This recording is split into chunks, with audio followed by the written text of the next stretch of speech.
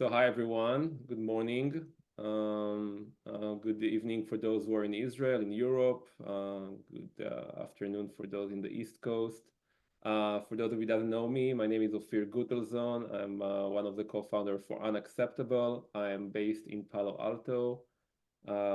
We have been focusing on the last year on saving Israeli democracy. And since October 7th, we are focusing on saving Israel, on demanding better leadership for Israel, and of course, on bringing the hostages back home. Today, I'm happy to be joined by Noga Tarnopolsky, who has 2 decades of experience of covering the Israeli-Palestinian conflict, the US in the Middle East, and human rights in South America. And among many destinations, Noga reported from many, many places, and I won't read it. It's a long list. I've been knowing Noga for the last couple of months,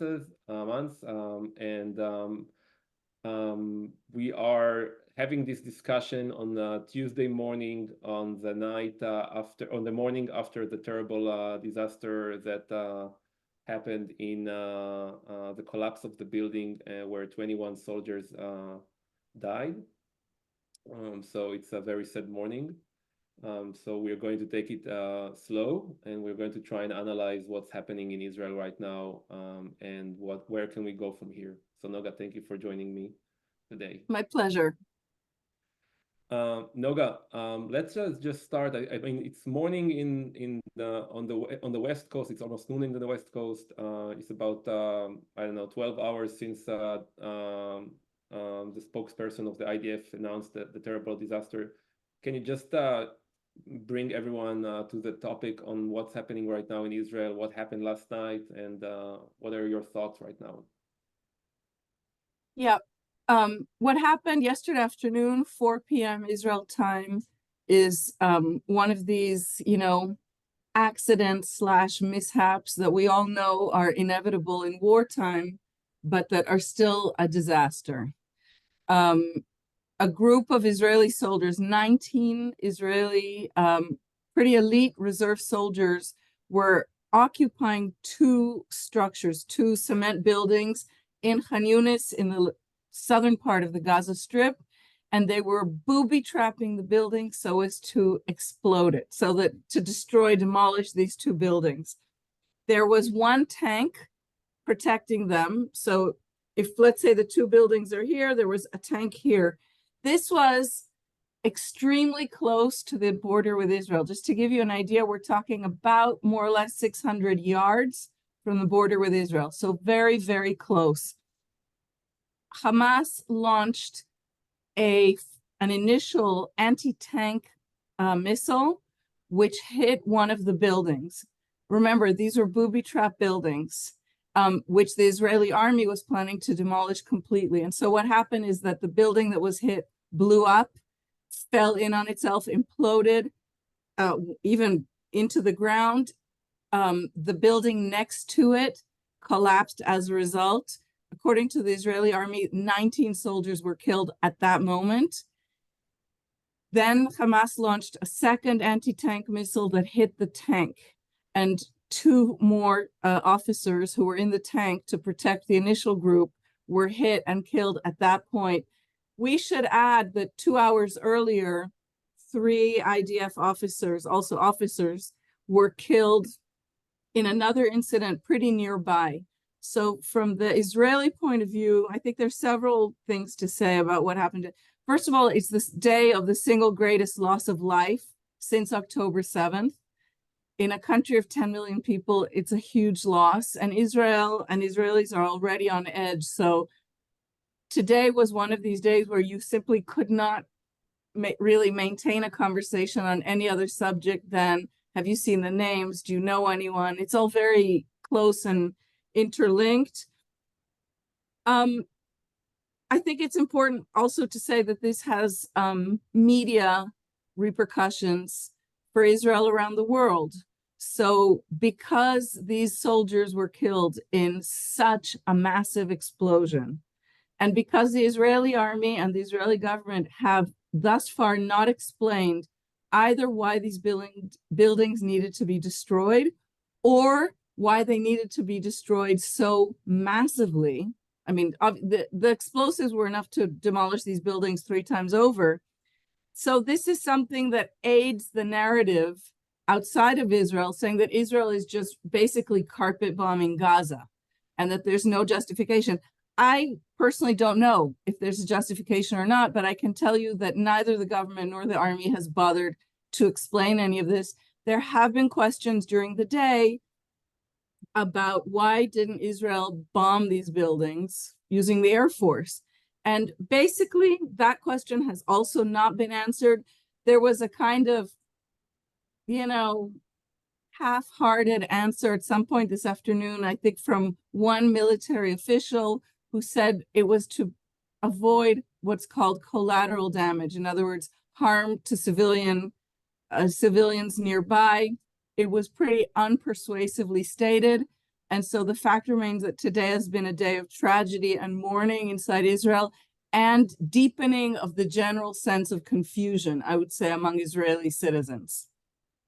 And just to make sure everyone understands, I mean, this was booby trapped on the ground, so it was not airborne missile that was actually capturing. So it's not about if I understand right, it's actually going against the concept of carpeting Gaza. I mean, like there was actually people on the ground that was trying to do what they need to do. And actually there is a big question within Israel about why we're not using even more Firepower. air power, right? And instead of like having our soldiers being at risk. Yeah, that's a question that just hasn't been responded to today by the authorities. And as we look at what's going on the ground right now, so we are 109 days, October 7th.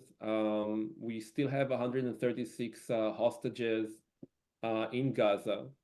We have started to see more pressure coming from the hostage families, putting a lot of effort around the world in the last 3 months, and even more. And of course, helped by many of us here with rallies and Bring Them Home rallies. But something has changed. What do you see like on the ground? It doesn't look the same as we saw like almost a week ago. You're absolutely right. I think there are a number of explanations. Something has changed. One thing is the hostages who were released in that kind of surreal week of hostage releases at the end of November, slowly, some of them, a minority of them, are emerging from their silence and their trauma and are beginning to talk. So over the last 2 weeks or so, we have had almost unspeakable testimony in the media and at the Knesset from former hostages, especially women, one teenage girl, describing torture, sexual assault, inhumane conditions under which the hostages are living and or dying. In addition, Mayan Sherman, who is a physician and the mother of a soldier whose body was found and brought back to Israel by the IDF, and who has demanded to know what her son died of. 3 bodies of IDF soldiers were returned also in the last 2 weeks. One of these soldiers, as I said, his mom is a physician, and she has been extremely outspoken, saying that the army is lying to her about what killed him. The army said that it was unable to determine the cause of death of these 3 soldiers, and that it couldn't, what's the word I'm looking for? It couldn't rule out the possibility that the soldiers had been either strangled or poisoned. That was the strange announcement put out by the army. She believes that in an attempt to kill Hamas top leaders in the tunnels, that Israel used a poison gas and that this is what killed her son. and she has been extremely public about it.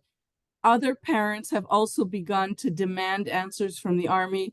The Shamriz family, whose son was not a soldier, he was one of the 3 hostages killed by mistake by the IDF. So what you have is, think, right, of the pressure cooker metaphor.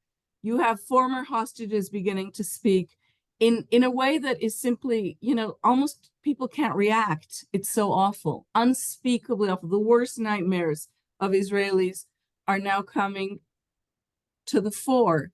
And you have these parents, and you have the fear among a great majority of Israelis that the government is taking advantage of the fact that it is still in power and that it has emergency powers during wartime. And so you see really distorted budget passing, and you see anger beginning to build up from all of these hundreds of thousands, if not millions of Israelis who were protesting against this government before the war. That too is starting to burble up, despite, I have to say, the organizers of the Israeli anti-government protests have not hurried to go back to the streets at all. And some of these protests, like in Jerusalem 2 nights ago when they threw fake blood down the street Netanyahu lives on, this was basically a spontaneous organization of citizens. So a number of factors have come together. In addition, Israelis are fearful because of the increasing and credible reports that Netanyahu is isolating Israel and alienating the White House. Israelis have a very clear and acute sense that without, which is a double-edged sword, but that without the United States, Israel wouldn't have been able to even defend itself now. This is a deep insult to Israelis. It's a source of immense anxiety. And it appears, I don't think I've seen polling about this, but it appears that Israelis don't support Netanyahu's attempts to defy the White House so as to kind of shore up his own base. So all of this has come together, and with every passing day, the desperation of the families who feel that the government is not listening to them and that rescuing hostages is not a priority, including today, including the Prime Minister's statement today that put no emphasis on rescuing the hostages. This is causing, I would say, the beginnings of a revolt in Israeli society. So just to bring everyone, so people joined late. I'm just going to make sure we are on the same page. We're trying to analyze the political status right now in Israel, just giving a sense with Noga reporting on that. And I would say that just to, to follow up on what you said about the hostage family, just to remind everyone, the last time hostages have been released alive was more than 50 days ago. 60 days ago now. 60 days ago, where about 100 hostages were released, I think, right? I think it was 110 hostages that were released and 136 remain. Let me add something to what I said before. An unknown number of those 136 are dead. Some have been officially declared dead by the Israeli authorities. But there are, and something I should have added to my answer to your question before, Ophir, is that there are more and more reports that Hamas is actually executing some of the hostages. In other words, that some of the hostages who have been proven to have been killed, that this was done as revenge for Israel targeting Hamas leaders, and that that every day more could be dying. So the truth is, the families are desperate. Israeli citizens, I think, feel very identified with the situation of these family members, and it's hitting a boiling point. Yeah, and I think that's what the focus is about. The idea that the pressure is coming on a deal now. I think that a couple of the hostage family were using the word, we don't want to be another, every day is like a Russian roulette. Right. And we don't know who will die and when. I mean, like, and so the situation is, so we have the hostages situation, we have the obviously the war that is going on, and we also have the idea that the government doesn't get a lot of credit from the international. I mean, they're getting a lot of, they get a lot of support for the self-defense and going and eradicate Hamas. But since it has been 107 days and still no day after plan, we are still getting this pressure. Now we're starting to see pressure from the international community on Netanyahu that also, I assume, is a reason for the people in Israel to understand that something is going wrong. Let's talk about let's talk about a little bit about the day after plan. So maybe you can explain to the audience what's the Biden/international community is demanding or wanting or asking for, and what the reaction in Hebrew, not in English, that we hear in Israel from the government. Okay, so the shorthand that Ophir and I are using, the day after, is a phrase that's being used to describe what is Netanyahu's endgame. In other words, the powerful entity right now in Gaza is Israel, the Israeli army. Hamas still exists. Hamas has not been dismantled the way Netanyahu promised it would be, but it is significantly deteriorated. And what the United States and other countries, but let's focus on the United States, have been demanding now for at least 2 months, I think maybe a little bit more, from Netanyahu, is define your end game. When will you be able to say, we have achieved our goals and now we need to move on to a new phase? And the United States is basically shares Israel's stated goal of quote unquote destroying Hamas. In other words, the United States itself also wants to see Israel depart the Gaza Strip only when Hamas is no longer capable of even claiming that it rules the Gaza Strip. The problem is that Netanyahu refuses to discuss it. He refuses to discuss anything that is a day after active fighting. I have to tell you that today, again, in another public statement, another one of these kind of PR clips, video clips he puts out, I can even quote it to you. He met with a captive audience of soldiers, and what he said to them today, again, is my main expectation is absolute victory. There is no substitute for victory. Now, this may sound nice and it may be rousing, but the problem is that once you've been hearing this for 100 days and the leader in question refuses to define what absolute victory means and doesn't even describe what are achievable goals, it begins to run thin. When I say this, I'm talking about the Israeli public. My understanding is that the White House continues to support Israel's right to self-defense, and also Israel being able to be a stalwart ally to the United States in the Middle East and not a collapsed former military power is a clear and present American interest. So let's keep that in mind also. But the problem is that the Israeli army has no directives. I would point to that as the main issue. So the White House is losing patience with Netanyahu. They also know Netanyahu. I think, I have to say, I think that the Biden administration have been handling Netanyahu about as well as anybody can. But his defiance vis-a-vis the White House is making Israelis jittery. It's making Biden irritated. And worst, I'll quote Carmela Menashe, who is a legendary military correspondent in Israel. I think she's been in the field for 40 or 50 years. Today, she said, the army has no directives.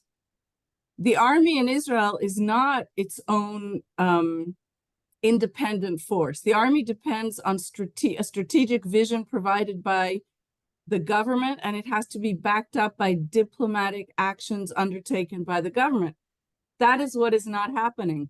Netanyahu is basically stonewalling the White House despite the American aid that has come Israel's way. He's stonewalling the president of France. He just refuses to, he's like a teenager. He's like, I won't talk about it.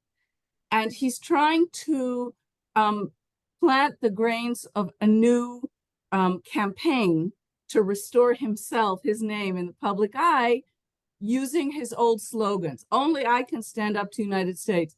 The issue is, both from what I can tell just from my feeling of being here and reporting here, and what polls indicate quite clearly, is that if that argument worked in 2015, in the elections of 2019, today it is falling on dead ears, and it just increases the anxiety that Israelis feel. So the Israeli government's refusal to de facto act like a government, to lay out a strategic vision, to honestly and consistently report to its own people, to the Israeli people, these are our aims, this is the progress we've made, this has been a setback, to lay out the situation and not just throw out slogans like absolute victory, is causing agita abroad and inside the country. And when we talk about the government, again, just to make everyone on the same page, we now have basically, so I think 2 weeks after the war started, Benny Gantz and Gadi Eisenkot from the, what do you call the party in English? I call it the National Camp, but it's the Machane Mamlechti. Yeah. There it's a so right-wing centrist party. So they were on the opposition, and they joined on basically to stop. They joined 4 days after the war started. Yeah. And they joined to stop the small security cabinet, and I think that much of the reason was to give confidence to our allies around the world that there is adult in the room, Gadi Eisenkot, who actually lost his son during the war, I think a couple of days before the hostages released, or after, I'm not sure, after the hostages were released. Yeah, a month after. Was speaking last week, interviewed to Ilana Dayan in Uvda. We translated a small snippet of what he was saying. It's on our YouTube channel. But the reality is that the feeling, at least as way I read it, and Noga, you tell me, I mean, that there is a pressure on both of them to basically declare this government as unfit and to go into election. Everyone is basically pushing to go into election, and the question is like, so one is what I'm describing is what's happening, and you can elaborate more. And the other question is like, what the path of that look like? How do we get there? Okay, that's a really good question, and it's very complicated. So I'll do my best, and please interrupt me if you think I'm missing something. Everybody who is on this platform, I assume, knows that Netanyahu returned to power basically January 1st, 2023, after a year as head of the opposition.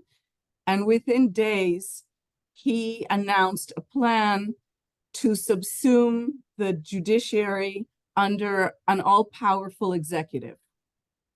And this caused something like a revolution in Israel.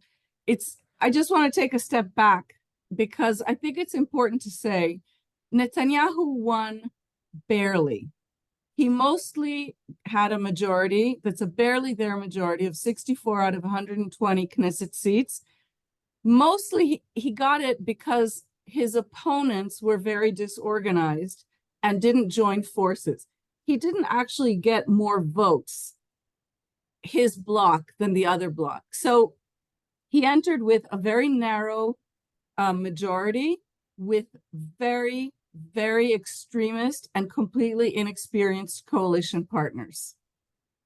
And that's the government that's been running Israel, that was running Israel from January 1st until October 7th.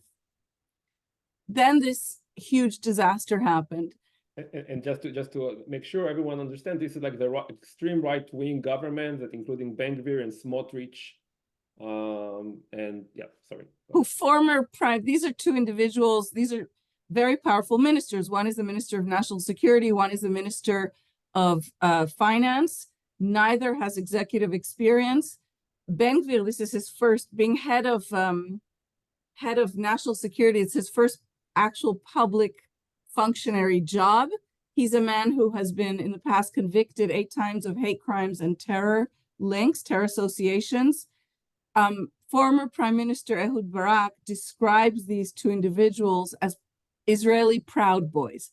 He said, imagine the Proud Boys were plucked out of wherever they protest and made, you know, one of them defense secretary or interior secretary and one secretary of the treasury. So that's the Israeli situation. But I don't want to just blame them, because I believe that the prime minister is responsible. And I believe that Netanyahu created this coalition. I'm not among the people who think that he's being dragged to the right by these extremists. I also don't think he was forced into a corner to make this coalition. I'll explain this. Let's jump to October 7th. On October 7th, Israel was attacked in a way that it's very often called like the worst attack in Israeli history. And I find that it's an inaccurate description. Israel suffered, to my knowledge, the worst attack against civilians in any society in modern history. The worst terror attack against any country in modern history of terror, including Sri Lanka, you name it. 1,200 people slaughtered in a single day in a country of 10 million. You make the calculation. And it's important to remember that, because Israel remains and will remain for a long time in a kind of mutable trauma that is difficult to describe abroad. Netanyahu, clearly surrounded by these loons, was incapable of rising to the moment. And Benny Gantz and Gadi Eisenkot, who lead a kind of center-right party, who were in the opposition, you know, good government people, who were in the opposition to Netanyahu, I think it was 4 days after, so October 11th, if I'm not mistaken, they joined what's called a war cabinet. So, and the war cabinet had certain rules. For example, the government is prohibited from making senior appointments, even to the civil service, as long as the war continues, the declared war, and they're still in the government, because they oppose all of the policies of this government. They oppose all of the appointments of this government, but they wanted to save the country. I believe that these two individuals acted out of genuine patriotism and the recognition which most Israelis felt and feel that Netanyahu was not capable of leading the country under these new circumstances. And just, it has just to point something in, I mean, on Eisenkot's interview on Thursday, he was basically saying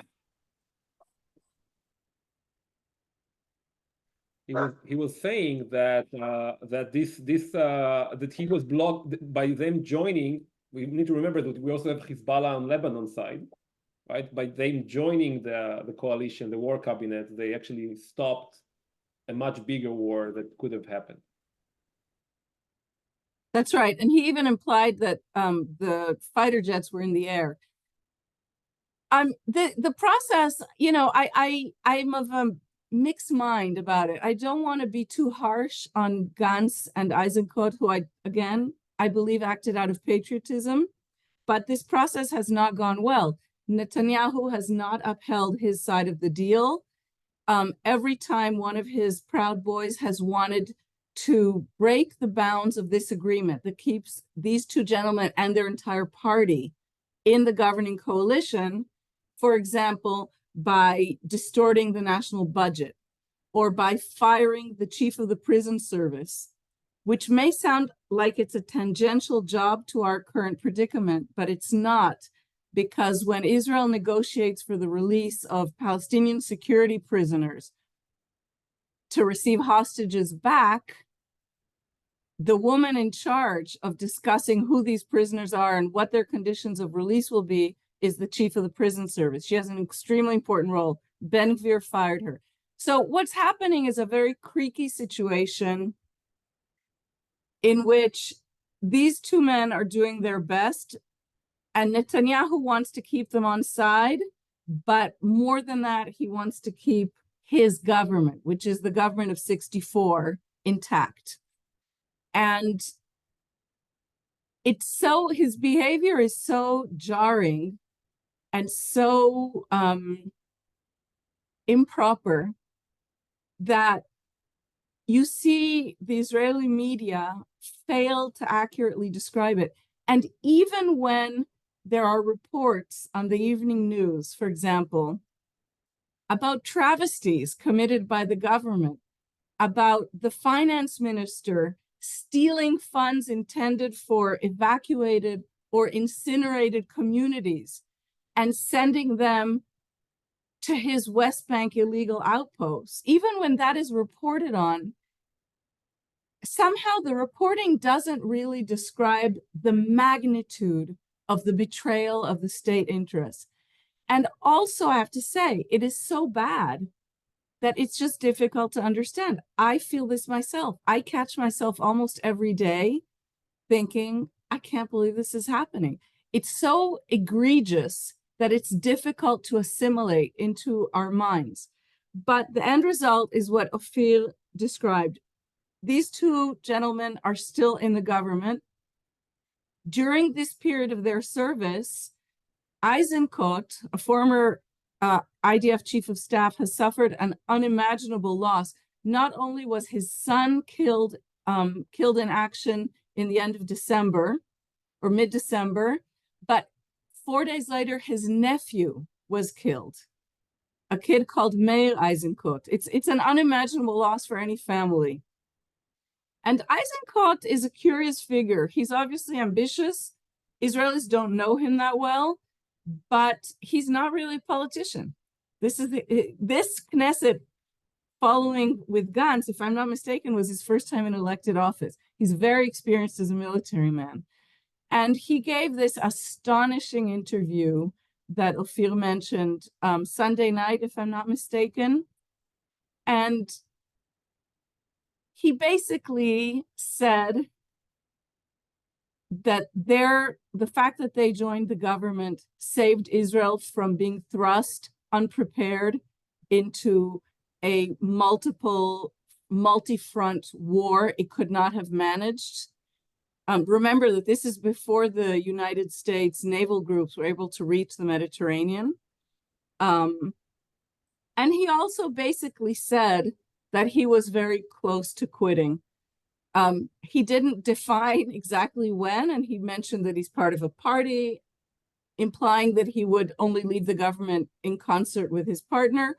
But we're seeing a situation in Israel where if this party that I think is called in English the National Camp, Machaneh Mamlechti, if they leave the government and Netanyahu is back to a barely there majority of 64, on the one hand, I think it's safe to say that the government will almost immediately attempt to return to its most extreme policy moves, those that had brought millions of Israelis out to the streets before the war, because there won't be anything stopping them. So I think that's something we have to be very wary of. And I also think that if Netanyahu doesn't have much legitimacy today, in other words, more or less 80% of Israelis consistently say that they believe, there should be elections or that he should resign at the end of this war or during the war. If they leave, it's hard for me to imagine that Netanyahu will be seen as a credible leader of Israel at wartime, either in Israel or outside Israel. So how does Israel move towards elections, is what you're asking. It's a complicated thing. I've been talking to a number of people about this exact question in recent days for an article. One person I talked to who I trust, who is extremely well connected to military people and political people, said to me in the last week, within a month, we're going to have a date for elections.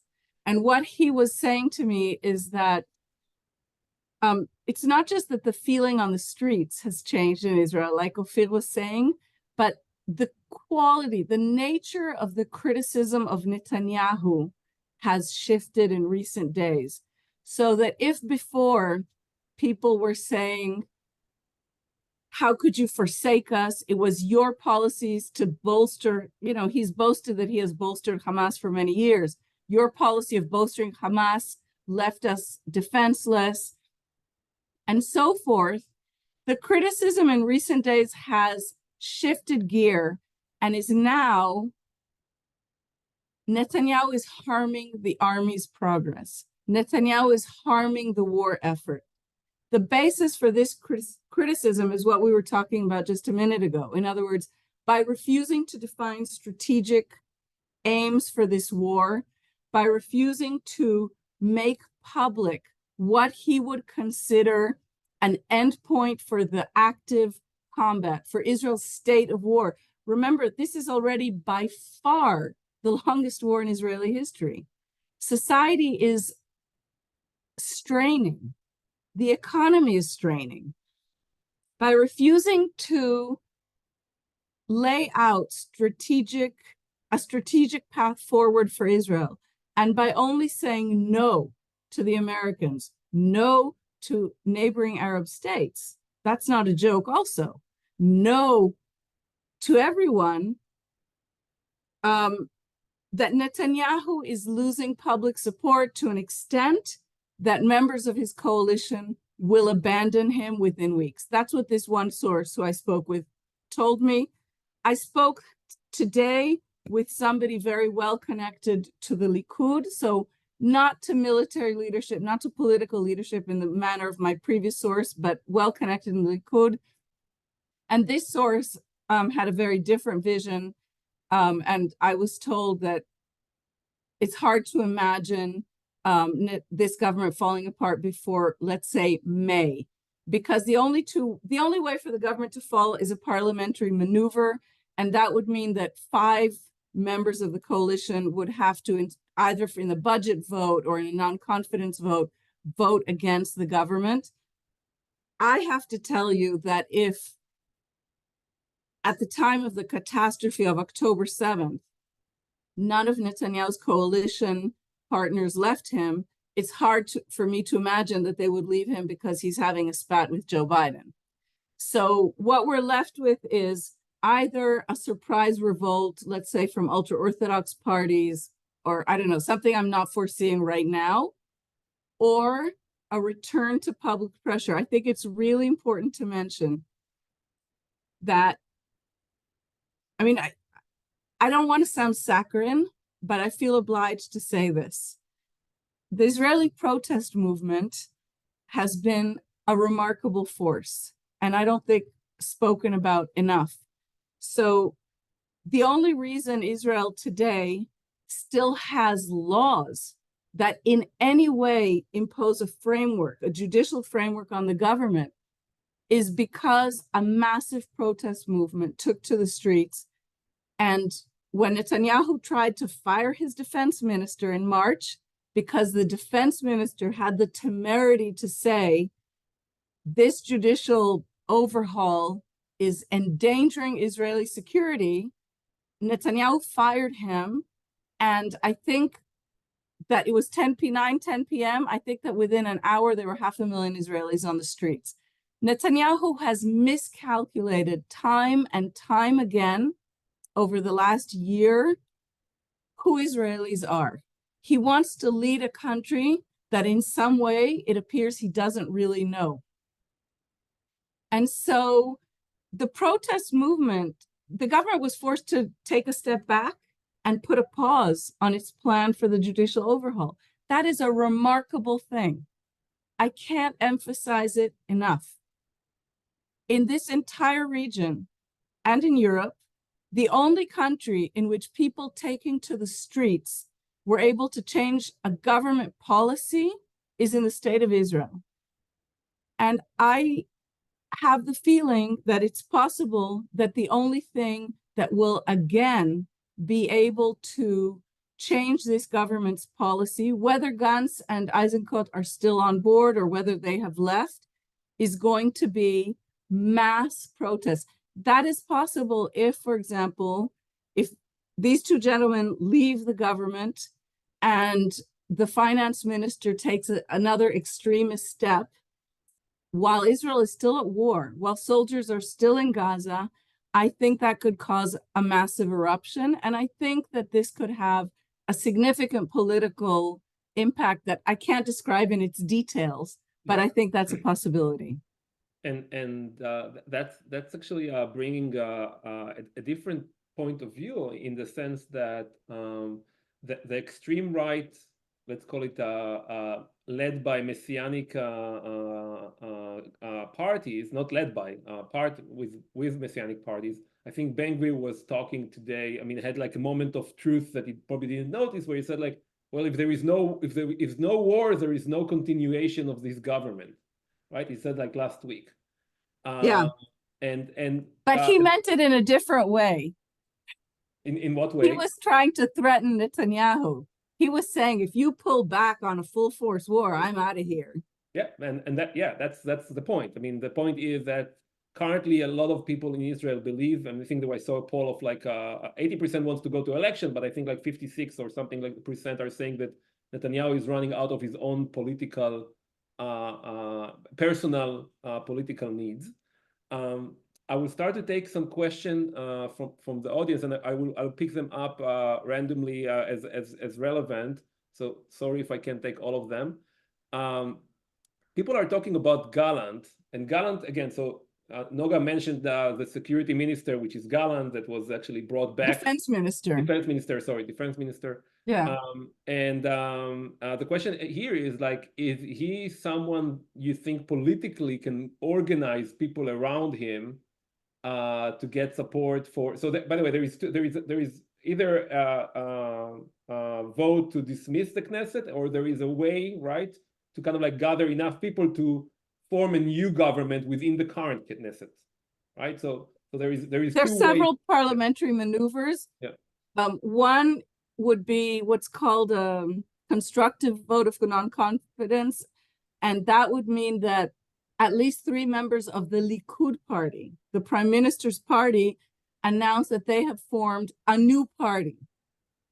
They have a new faction, and that automatically brings the country towards elections. Do you think that Gallant could be a force of change within the party? I'm afraid I don't. I think Gallant is a curious figure, and I think we shouldn't develop illusions about him. I do want to say one thing. I don't know Gallant personally, and I think it's possible that he too has been changed by the huge trauma that Israel has undergone under his watch. He's defense minister, and he's a former general.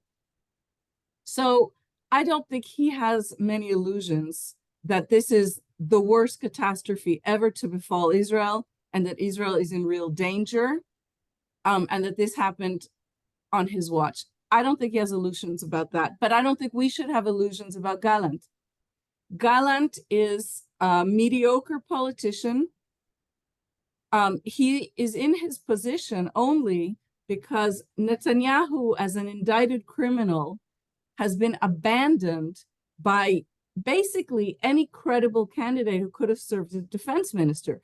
In Israel, you can't appoint, like, the former head of Walmart, the former CEO of Walmart, or some equivalent defense minister. You need it to be someone with 40 years of military experience. And Netanyahu basically lost all those people. So the only credible candidate he had for the job of defense minister was Gallant. This gave Gallant outside power within the party, but he's not a particularly popular candidate. He's not particularly popular in the population either. And Gallant is no great Democrat. Gallant is someone who absolutely supported Netanyahu's efforts to destroy the scrutiny role of the checks and balances provided by the Israeli judiciary.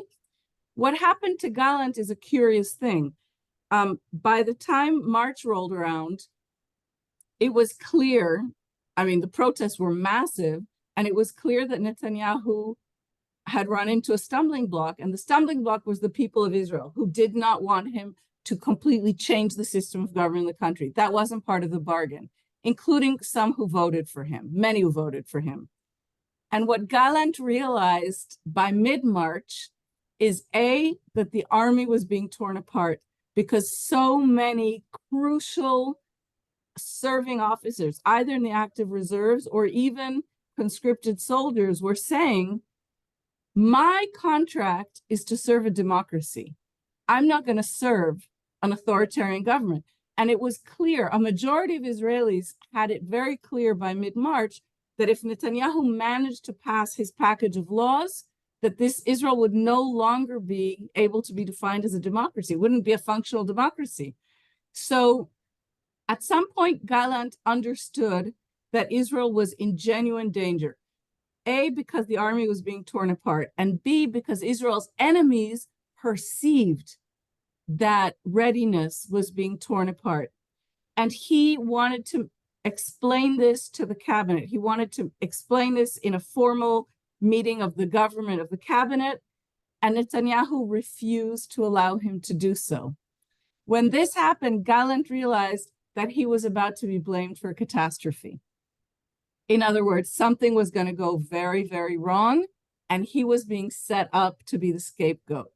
And so it was his ego that saved us, right? Mm-hmm. Gallant, unable to warn the cabinet, as the law obliges him to do as defense minister, held a press conference. And he warned the Israeli people, and by this press conference also the government, the cabinet, that if this plan, judicial overhaul plan, which he supported as a politician, that if this continued ahead, that Israel was going to face unreasonable security risks. He said it openly. Netanyahu fired him, and 500,000 Israelis hit the streets in the middle of the night. Yeah. That's what happened. So when the single law that the government managed to pass did come to the Knesset, one law, which the Supreme Court, which still stands, has since overruled, Gallant voted for it, despite his warning. So I would say that he is doing his best right now, but I think he's a weak politician, and I don't see him as someone with the kind of wherewithal that you just described.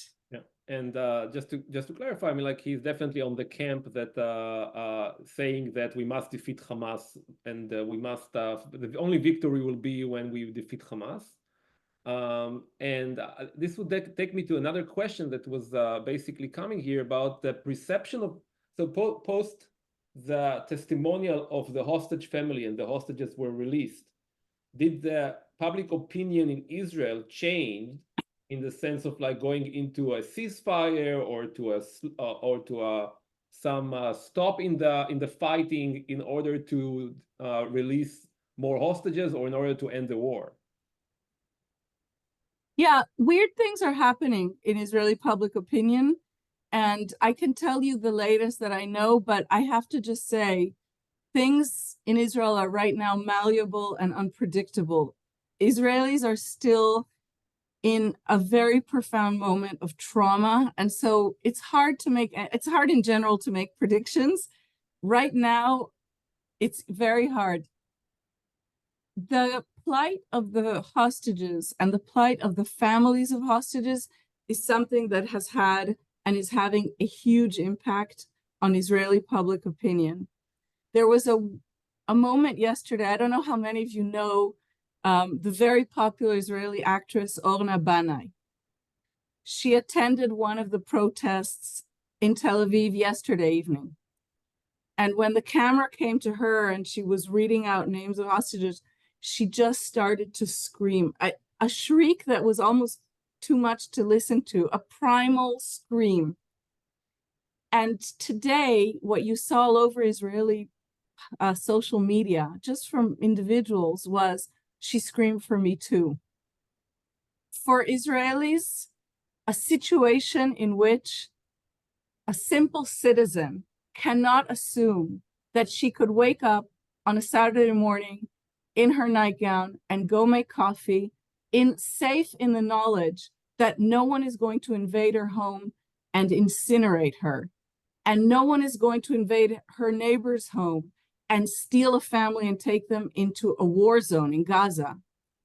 The fact that random citizens, simple citizens, not West Bank settlers, not people protesting in any way, random people sleeping in their bedrooms on a Saturday morning have ended up tortured and raped in Hamas dungeons in Gaza. It is something that the Israeli mind cannot assimilate. And that is part of what is burbling up. It is intolerable to people. You see people you have a meeting, a random meeting, right? In a cafe with someone related to a renovation. And honestly, no one can speak. You sit down and you say, how are you? And people say, I don't know how to answer you. The horror of what the Israelis who are still free and living in the state of Israel, identify so much with the plight of these hostages that it has completely changed the public sphere. And I would add that on the same time, right, when we see so many soldiers dying, yes, fighting to make sure it doesn't happen again, there is this dissonance of like the need to continue the fight, so their loss will not be in vain, right? So everyone is all over the place. There is people all over the place. People are all over the place. Sometimes the same people are all over the place. But yesterday, the Midgam Institute published a survey. This is a serious institute, not political hacks. And they published a survey that really has surprised me greatly, in which 51% of Israelis surveyed said that they would accept a path forward towards Palestinian statehood in exchange for getting all the hostages home and an end to the fighting. This is something, if you had asked me if this were possible a week ago, I would have said you were crazy.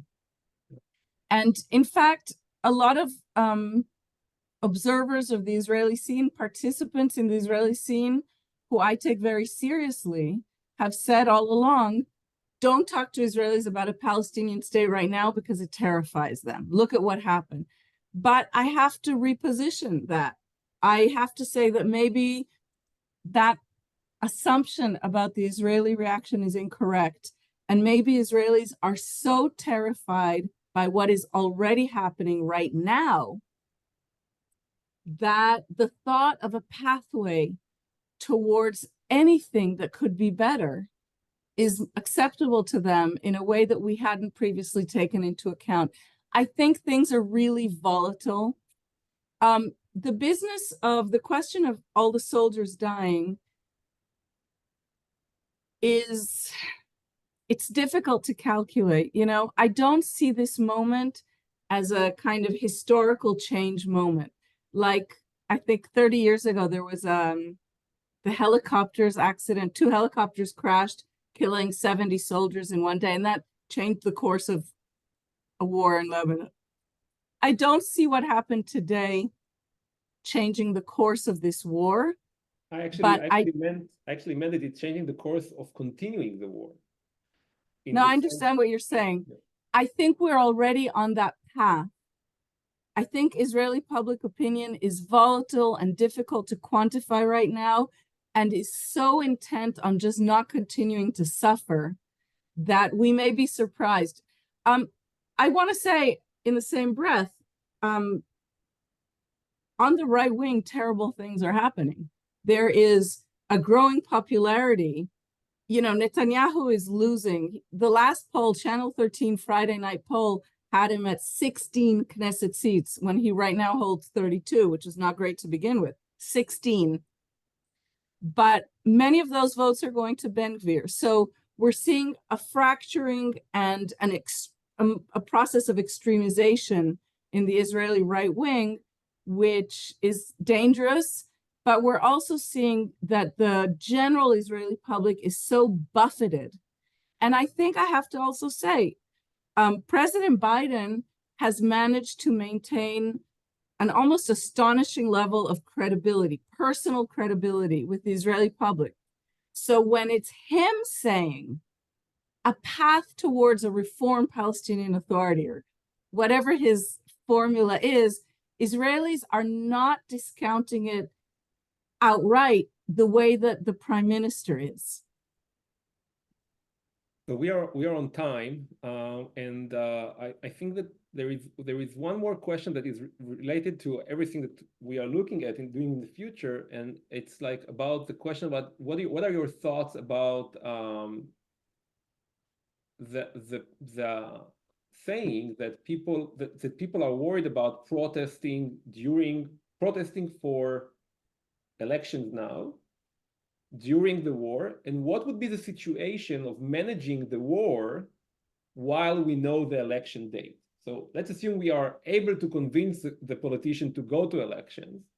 What would be the situation on the ground if that's the case? Would it help releasing the hostages? Would it help maintaining, going to the day after? Yeah, I have to tell you that I'm much less worried by this prospect than other people are, in part because I think things are so terrible right now that I think any dramatic shift, obviously within the context of the rule of law, within the context of a functional state. But for example, the declaration of a date for elections, I would see it with a sigh of relief for two reasons. One is the minute date is announced for elections, the incumbent government becomes an acting government. It's not a government in its full powers. Still has emergency powers. The war can still be maintained and prosecuted. But I think some of this edge of terror that Israelis are living every single day would be reduced because by law, again, I want to say, and Israel still has laws thanks to the protest movement. So by law, the government would have its hands tied about doing many of the things that it is currently doing, like these completely inappropriate senior appointments, like trying to gut the civil service, trying to gut the national budget. All of these things would become impossible if the government were an acting government. So I think I would foresee, if elections were declared, first of all, that there would be a reduction of tension. Secondly, I don't think, Israel was the first country to maintain a national election under the strictest COVID protocols in 2020, and Israel managed to do that. I think that running a national election in wartime is less of a challenge, and that election was successfully run. I don't see it as a problem. I think we have to get there. But in terms of calling for elections, that also, Ophir, is something that has shifted. Because if initially Israeli leaders were shy of saying, this government can't run this, that has burnt off. So Yair Lapid, and I'm glad you brought me to this point because you reminded me I wanted to say something about him before. Yair Lapid, who's the leader of the opposition, former prime minister, he was the architect of the change government that lasted a year. He's calling for elections every day. He says every day that this government is unfit, incapable of operating as a government. And Israelis are seeing this day by day.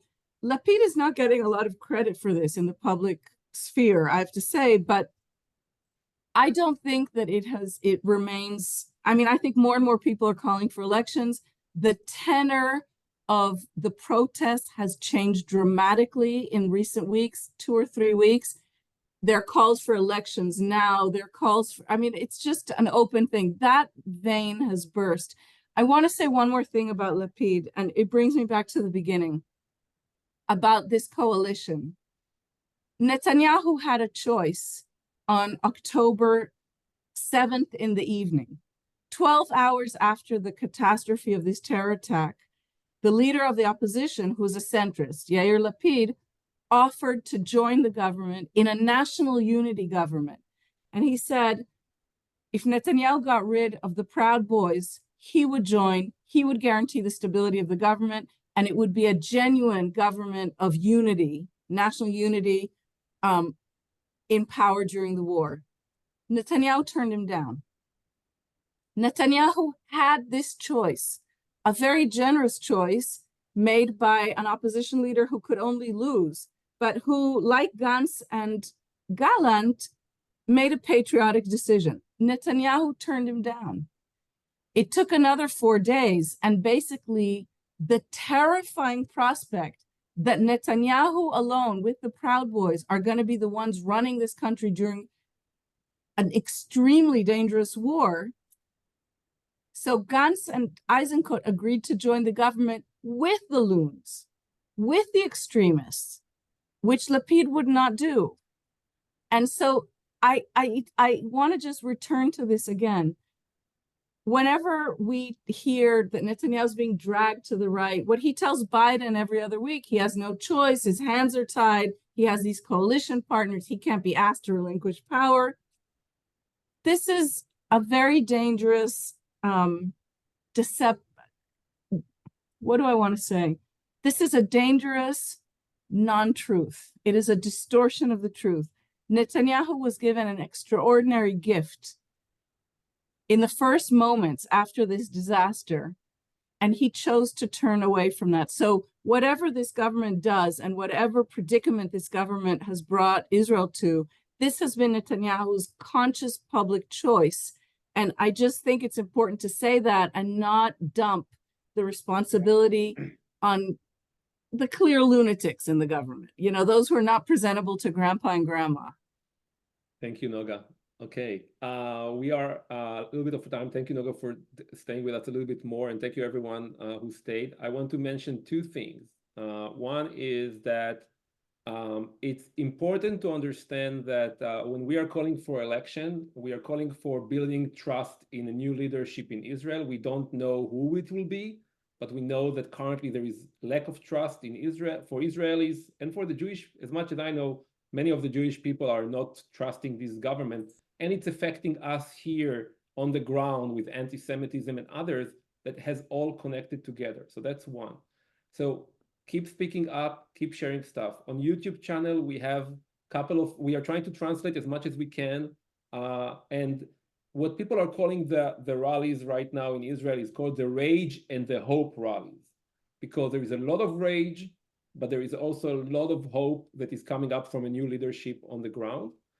And the last thing is follow us. Next week, we are going to talk with, we will have follow-up Zoom with Yair Nehorai about the Messianic Zionism and Zionist and the Messianic Zionist and the October 7 and the implication of the Israeli democracy, because again, as Noga said, I mean, we are seeing the extreme right wing is really hurt. If it stays in power, it stays in power and they want to settle Gaza and do many more things. So join us next week. Thank you, Noga, and thank you, everyone, and we'll see you next time. Be safe. Thank you.